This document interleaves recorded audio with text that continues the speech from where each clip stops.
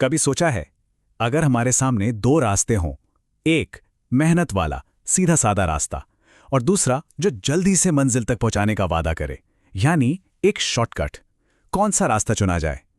चलिए आज इसी पर दो मजेदार कहानियां सुनते हैं।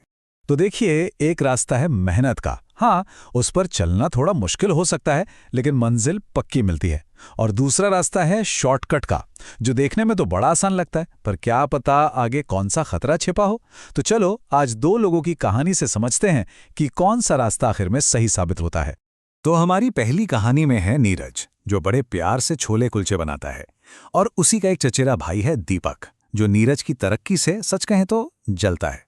दूसरी तरफ है मंगरू भाई, जिनके ढाबे का मटन चावल पूरे गांव में मशहूर है। दोनों ही अपनी अपनी जगह ठीक ठाक कमा रहे थे, पर उनकी जिंदगी में एक ऐसा मोड़ आता है जहां उन्हें एक रास्ता चुनना था। और यहीं से कहानी में असली मजा शुरू होता है। चलिए देखते हैं कि कैसे एक छोटे से लालच और थोड़ी सी जलन ने सब कुछ बदल कर रख दिया। कहते हैं ना, जब मन में एक शैतानी ख्याल आता है तो गड़बड़ तो होनी ही है। तो हुआ यूं कि एक दिन दीपक नीरज से लड़ने पहुंच गया। बोला, मुझे अपनी कमाई का आधा हिस्सा चाहिए। पर नीरज ने साफ साफ मना कर दिया। उधर मंगरू के ढाबे पर एक ग्राहक ने खाते खाते कह दिया, अरे वाह, तुम्हारा खाना तो 100 रुपए का होना चाहिए। बस ये सुनते ही मंगरू के मन में लालच का कीड़ा जाग गया। और बस यहीं से कहानी लालच के रास्ते पर चल पड़ती है। देखिए, लालच ना एक ऐसा जाल है जिसमें इंसान थोड़ा और पाने के चक्कर में फंसता चला जाता है और आखिर में सब कुछ गवा बैठता है। देखते हैं हमारे इन किरदारों के साथ क्या होता है। तो पता है इन दोनों ने क्या किया? दीपक ने अपने छोले कुलचे की प्लेट 30 रुपए से घटाकर 20 रुपए कर दी। सोचा कि सारे ग्राहक नीरज को छोड़कर उसके पास आ जाएंगे। और मंगरू, अरे उसने तो अपनी 50 रुपए की प्लेट का दाम सीधा 2 गुना करके 100 रुपए कर दिया। बस यही सोचा कि अब तो मैं रातों रात अमीर बन जाऊंगा। पर रुकिए, कहानी यहीं खत्म नहीं हुई। जब उनका पहला प्लान पूरी तरह काम नहीं आया तो वो और भी बड़ी गड़बड़ करने पर उतर आए। सही तो कहते हैं, एक झूठ को छिपाने के लिए 100 और झूठ बोलने पड़ते हैं। दीपक तो देखो, एक के बाद एक गलत काम करता गया। पहले दाम कम किए, फिर वो फैक्ट्री मालिक के पास जाकर नीरज की झूठी शिकायतें करने लगा। और जब इससे भी कुछ नहीं हुआ तो उसने सबसे घटिया काम किया।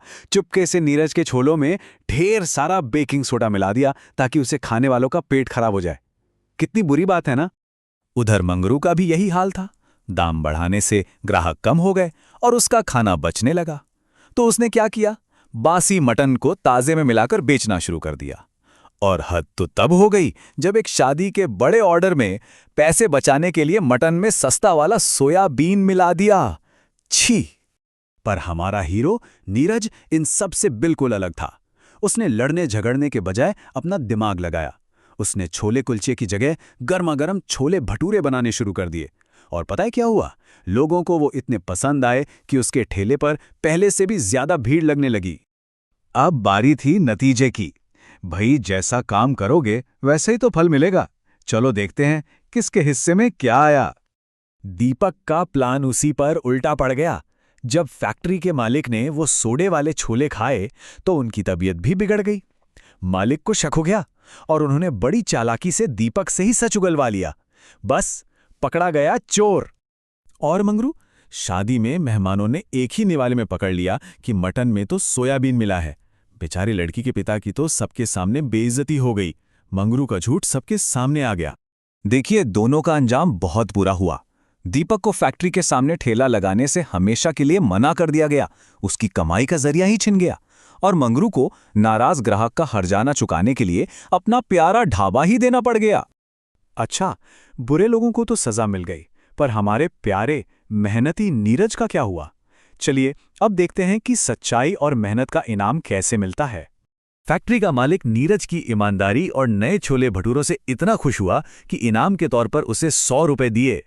ये सिर्फ पैसे नहीं थे, ये उसकी मेहनत और सच्चाई का असली इनाम था। तो देखा, नीरज आखिर में कैसे जीता? क्योंकि उसने किसी से जलन नहीं की, किसी से मुकाबला नहीं किया। उसने बस अपने काम को और अच्छा बनाने पर ध्यान दिया, ईमानदारी का रास्ता नहीं छोड़ा। और देखिए, उसका छोटा सा ठेला एक दिन बहुत मशहूर हो गया।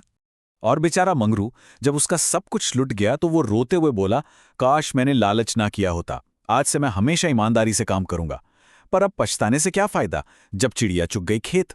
तो मंगरू की कहानी से क्या सीखने को मिला? यही कि लालच बहुत बुरी बला है। ये इंसान को हमेशा बर्बादी की तरफ ही लेके जाता है। तो दोस्तों, आज हमने 2 कहानियां सुनी, एक हीरो की और 2 विलेन की।